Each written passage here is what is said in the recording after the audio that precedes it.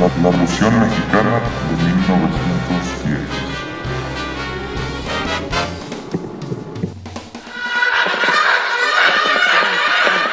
Iniciada por Francisco y Madero en busca de un cambio político y continuada por quienes imprimieron el rumbo hacia una transformación social.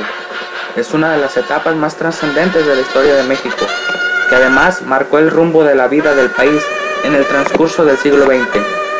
Pues hablar de la Revolución Mexicana no es referirse tan solo a la lucha armada que derrocó Porfirio Díaz y al usurpador Victoriano Huerta, sino que comprende además el sistema institucional de gobierno emanado de aquella lucha y obviamente el proceso de formación de dicho sistema con base en la creación de una Carta Magna capaz de responder a las demandas políticas y sociales de los diversos grupos que atendieron el llamado del Plan de San Luis Potosí.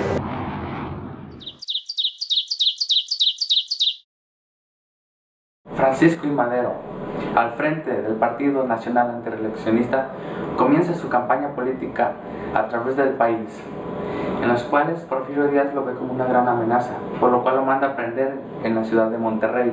Francisco I. Madero, junto con Estrada, al ser trasladados de Monterrey a San Luis Potosí, escapan de la prisión rumbo a San Antonio, Texas, donde Francisco I. Madero proclama el Plan de San Luis Potosí al ver que Porfirio Díaz había cometido un fraude electoral en las elecciones anteriores. Este plan es firmado el día 5 de octubre de 1910, con la finalidad de que surja un nuevo movimiento y así derrocar el régimen de Porfirio Díaz. Díaz convoca elecciones y designa a Ramón Corral como vicepresidente, por lo que Francisco I. Madero, tras la publicación en febrero de 1909 de su libro La sucesión presidencial de 1910 con el Partido Democrático, inició una campaña política, logrando cohesionar importantes opositores al régimen porfirista, haciendo Francisco I. Madero una promesa al pueblo mexicano. Por eso yo los invito a que voten por mí, porque conmigo trabajarán menos y tendrán un mejor salario.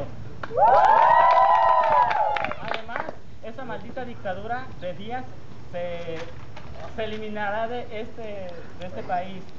No se invocará la reelección. Por eso yo digo, sufragio efectivo, no reelección.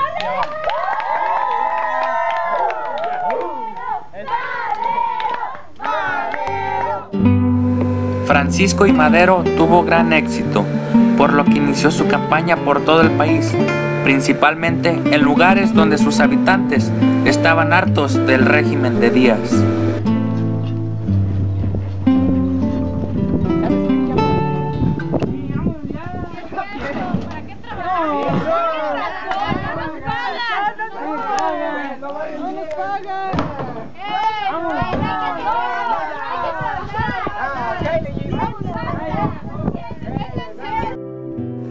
Por lo tanto, afirmaba Madero asumiría provisionalmente la presidencia de la República, mientras la nación designaba, conforme al Plan de San Luis, a sus gobernantes. Para finalizar, convoca al pueblo a lanzarse a la revolución el 20 de noviembre a las 6 p.m. Madero prometía que una vez triunfante en la revolución, convocaría a elecciones. Invito a que voten por mí.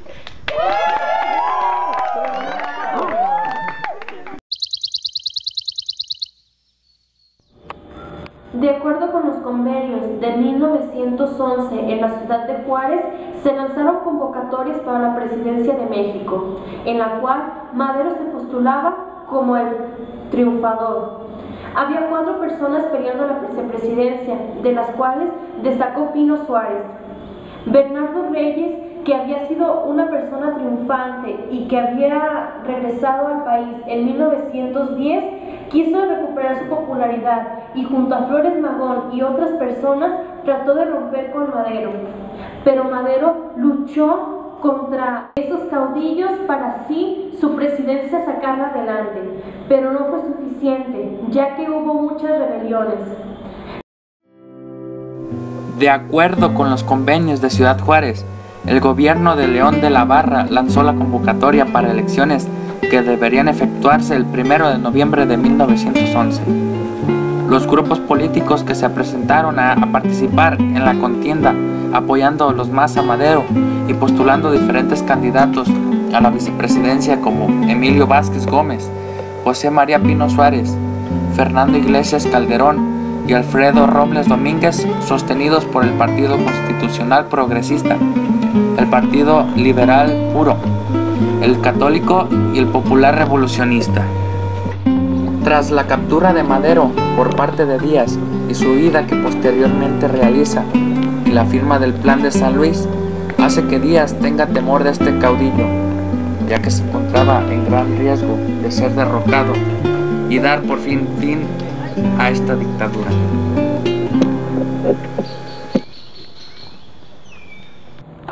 Zapata, un campesino convertido en uno de los más grandes revolucionarios.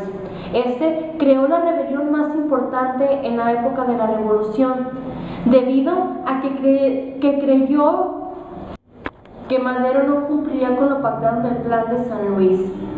Así que comenzó a crear esa rebelión, pero no fue la única, sino que Reyes, que había regresado de Europa, quería sacar a Madero del poder. Pascual Orozco.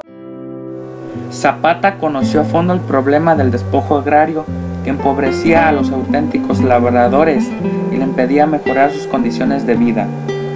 El 30 de abril de 1912 efectuaron los zapatistas el primer reparto agrario en Ixcamilpa, Puebla. Por otro lado, el levantamiento en Veracruz, octubre de 1912, de Félix Díaz, sobrino de don Porfirio, fue otro acontecimiento que preocupó a Madero. Sin embargo, resultó con cierta facilidad. Casi al mismo tiempo, en el norte, estaba otro movimiento que era más preocupante, pues lo encabezaban Emilio Vázquez Gómez y Pascual Orozco.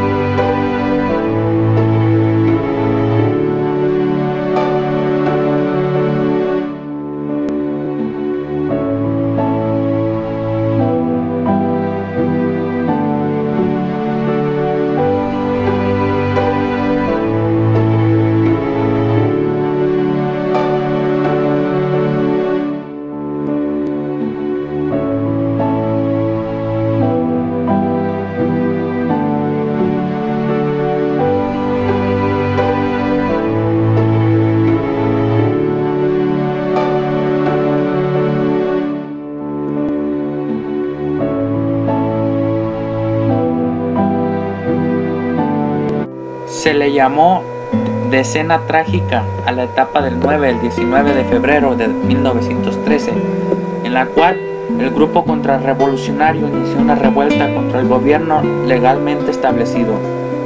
Madero, que se encontraba en Chapultepec, marchó acompañado por una escolta de cadetes del Colegio Militar hacia el Palacio Nacional, vitoreado en el camino por el pueblo que lo quería y le era fiel. Félix Díaz logró que Victoriano Huerta se adhiriera a su movimiento en contra del presidente.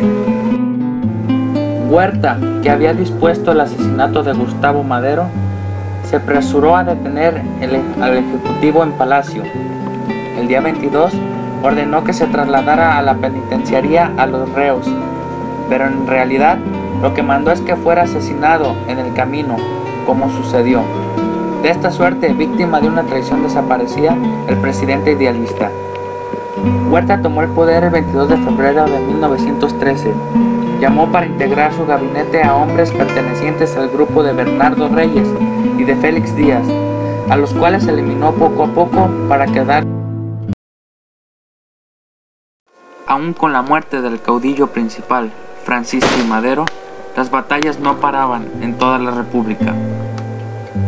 A fines de 1913, después de la batalla de Tierra Blanca, Villa regresó triunfante a Chihuahua, en donde los jefes de las brigadas de la División del Norte acordaron únicamente designarlo gobernador provisional del estado.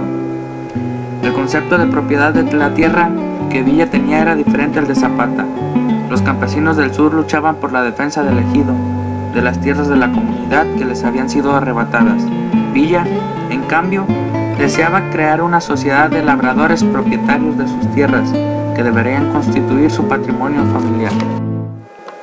Uno de los más prominentes guerreros de la revolución después de Villa fue Álvaro Obregón, inteligente, simpático, astuto, duro y en algunas ocasiones cruel. Organizó su administración con algunos hombres sobresalientes, patriotas, honestos. Colocó como secretario de Gobernación a su coterráneo Plutarco Elías Calles, de gran habilidad política.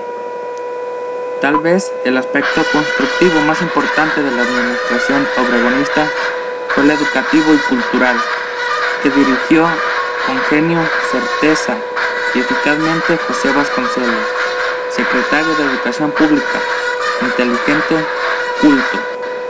Su obra educativa se centró en llevar la educación fundamental por todos los ámbitos del país, destacando como apóstoles de esa noble tarea las misiones culturales, que llegaron a los más apartados núcleos de población a los que alfabetizaron, empleando para ello sus propias lenguas. El camino que habría de tomar Obregón para dar solución a los problemas aparentemente antagónicos de la clase empresarial y la clase trabajadora sería el de la conciliación de clases, camino que, de ser el adecuado, cimentaría a su vez el poder político del caudillo sonorense y le permitiría iniciar la reconstrucción del país.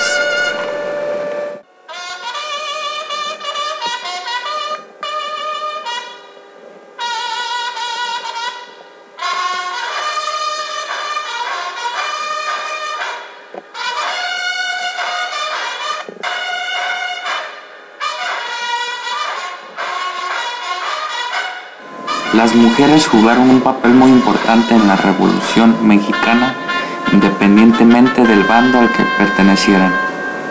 Tomaron las armas y combatieron al lado de los hombres, conocidas como las adelitas o soldaderas. Su trabajo era alimentar a la tropa, atender a los heridos, lavaban y cuidaban a los niños. Eran hijas, esposas o amantes de los soldados.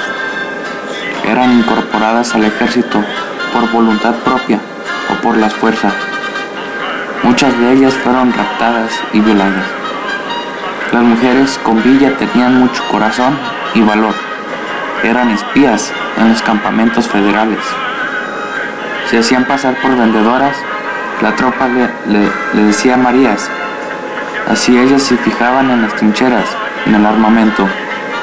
Escuchaban de los movimientos y luego iban e informaban al general Villa. Muchas mujeres se hicieron pasar por hombres, ya que Villa no permitía mujeres en las batallas.